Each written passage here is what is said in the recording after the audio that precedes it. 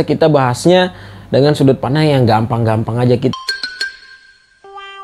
teknik pengambilan sampel, teknik penentuan informan. Nah, itu basicnya kualitatif.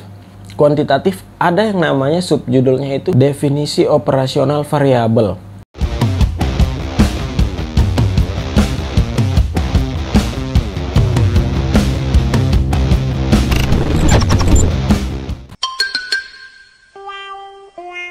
Oke, selanjutnya kualitatif dan kuantitatif ini sama ya. 3.7 teknik analisis data. Jadi di kuantitatif dan kualitatif sama-sama punya subjudul teknik analisis data, cuman jenisnya yang berbeda.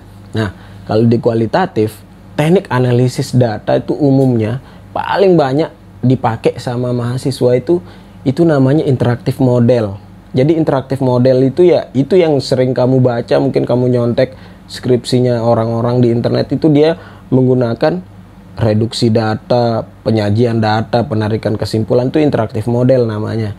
Ada juga namanya macam-macam ya, ada coding, ada macam-macam teknik analisis data. Tapi yang harus kalian perhatikan di sini, buat kalian yang judul skripsinya itu menggunakan untuk kualitatif ya, yang judul skripsinya itu ada strategi ya, ada kata-kata strategi untuk meningkatkan apa gitu ya, untuk meningkatkan penjualan, meningkatkan apalah gitu.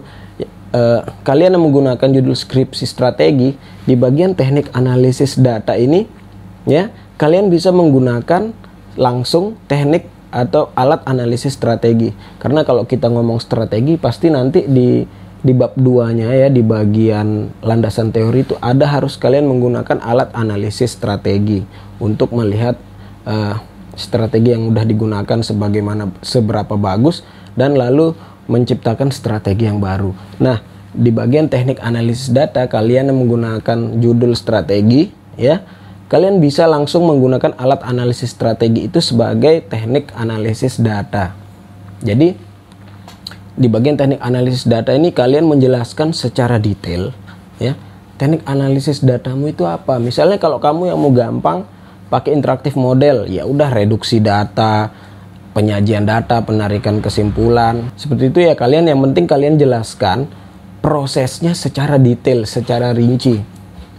Ya, misalnya data-data yang diambil ya, data yang udah dikumpulkan dari berbagai macam teknik teknik pengumpulan data tadi ya, dengan data utama teknik wawancara itu direduksi, diambil penting-pentingnya aja misalnya gitu, lalu disajikan di bagian bab 4, lalu di penarikan kesimpulan. Tapi kalau misalnya yang pakai coding ya pakai tabelnya, pakai perhitungannya bagaimana. Nah, yang menggunakan langsung alat analisis strategi juga ya bagaimana, misalnya alat analisis SWOT, BCG atau yang macam-macam gitu ya. Dan langsung aja bisa. Nah, bisa juga kalian gabung dua-duanya kalau mau bagus.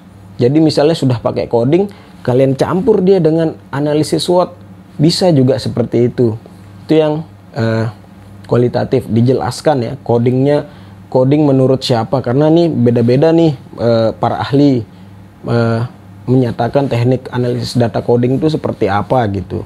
Nah, beda-beda dia. Kalian menggunakan teorinya siapa, langkahnya bagaimana, perhitungannya bagaimana ya. Dari awal kalian mengumpulkan data, lalu wawancara, lalu bagaimana menyajikan, lalu penarikan kesimpulannya itu bagaimana dengan menggunakan coding, itu kalian jelaskan secara rinci.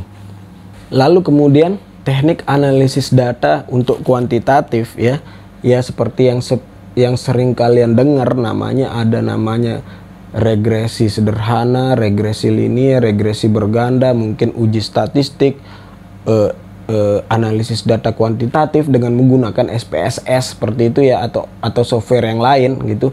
Nah, cuman yang harus kalian perhatikan dalam teknik analisis data kuantitatif itu, langkah selanjutnya itu ada namanya, ditambahkan subjudulnya lagi. Di langkah selanjutnya harus ada uji normalitas, uji linearitas, dan uji hipotesis.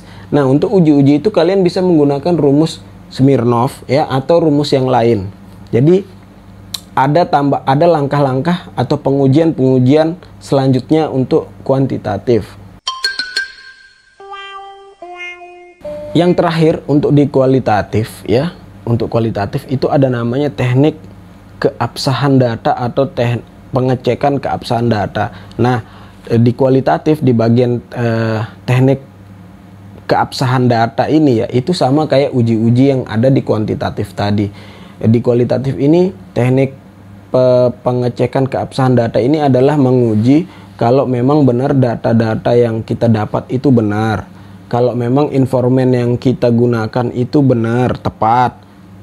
Kalau memang diuji kalau memang benar jawaban dari informan itu benar atau kredibel, sama seperti uji uji validitas dan uji reliabilitas yang tadi di kuantitatif. Nah, uji keabsahan data atau teknik pengecekan keabsahan data di kualitatif itu sifatnya sama. Cuman kalau saya lebih simpelnya di kualitatif, di bagian pengecekan keabsahan data itu kita tinggal menggunakan 4 teknik triangulasi ya, 4 teknik triangulasi. Nah, kalian bisa menggunakan salah 2, salah 1 teknik triangulasi itu, atau keempat teknik triangulasi itu bisa kalian gunakan.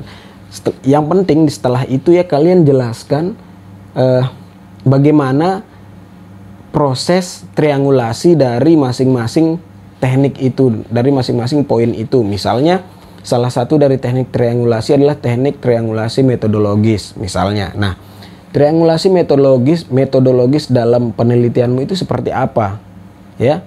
Di triangulasi datanya, metodenya mungkin. Nah, kalian jelaskan di dalam penelitianmu itu ya, supaya pembaca mengerti, sehingga menyatakan kalau memang penelitianmu ini ya benar-benar kredibel, bagus, benar gitu. Nah, lalu misalnya teknik triangulasi data misalnya. Nah, bagaimana proses triangulasi data di dalam penelitianmu itu kamu jelaskan juga secara rinci. Itu dia. Mungkin kalau mau pakai keempat-empatnya teknik triangulasi itu juga nggak apa-apa ya. Yang penting kalian jelaskan bagaimana pengaplikasiannya di dalam penelitianmu. Seperti itu jadi isi dari bab 3 skripsimu atau penelitian ya. Nah, kalian mau pilih yang mana, mau pilih kuantitatif, kualitatif, itu selera. Itu tergantung soulmu, jiwamu seperti apa, sukanya seperti apa. Gitu ya. Jadi cepat diselesaikan skripsinya atau proposalnya. Kita akan lanjut lagi bahas mengenai bab 4 ya di video selanjutnya. Jangan lupa dilihat dulu video sebelumnya ini ya, atau kalian bisa lihat di playlist di sini lengkap dari awal sampai akhir sudah ada sebenarnya. Oke? Good luck. Assalamualaikum.